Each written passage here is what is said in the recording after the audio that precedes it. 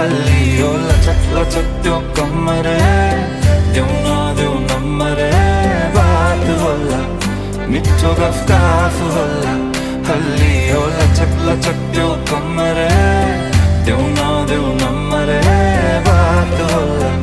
मिठो गफ होला उसको एक झलक मुस्कान